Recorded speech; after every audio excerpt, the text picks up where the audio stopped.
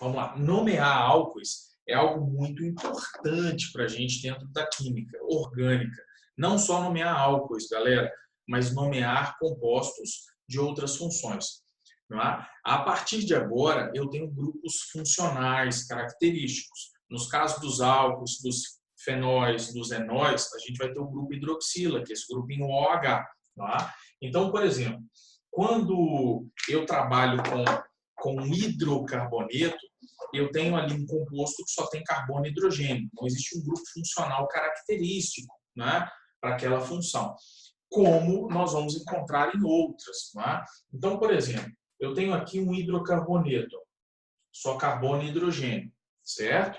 Legal. Esse hidrocarboneto, deixa eu diminuir só um pouquinho aqui, para eu falar uma coisinha. Esse hidrocarboneto, por exemplo, ele realiza entre suas moléculas interações do tipo de polo induzido, de polo instantâneo, né? Ele é insolúvel em água, as interações são relativamente fracas entre suas moléculas. E aí, quando eu pego esse compostozinho, né? Essa estrutura carbônica, e, por exemplo, eu ligo nesse composto esse grupinho OH, que está em laranja, esse grupinho OH, ele é responsável por me diferenciar de um hidrocarboneto. Então, esse grupinho OH, ele é chamado de grupo funcional.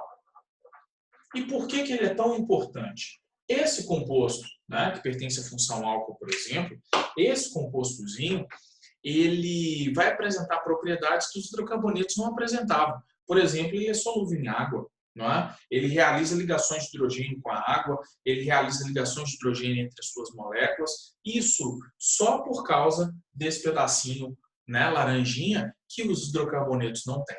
Então, esse pedaço é chamado de grupo funcional, e ele vai ser importante para as propriedades físicas que eu vou apresentar e para as propriedades químicas, principalmente. Né? Então, esse grupinho funcional, em muitas funções, ele pode estar em posições diferentes. E a gente precisa indicar tudo isso da mesma forma que a gente indica ramificação, indica insaturação, não é? Dentro de uma estrutura. Tá? Então, quando a gente tem não é? os hidrocarbonetos, não é? Por exemplo, você numera ali pelo número de carbonos, não é? Aqui, ó, por exemplo, pente são 5 carbonos, ligações simples, o infixo AN e a terminação de hidrocarboneto é o O. Então, esse é o pentano.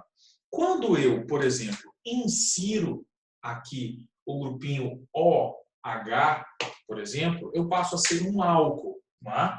E eu percebo que esse grupinho OH, ele não só está aqui onde ele está, mas ele poderia estar em outros lugares também. Não é? Se eu desenhar o mesmo esqueleto, eu poderia, por exemplo, colocar o grupinho OH ligado neste carbono.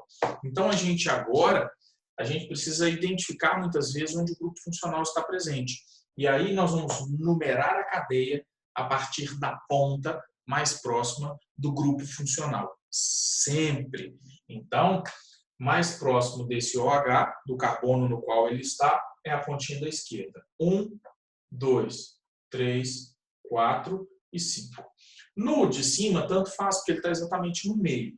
Então, 1, 2, 3, 4 e 5.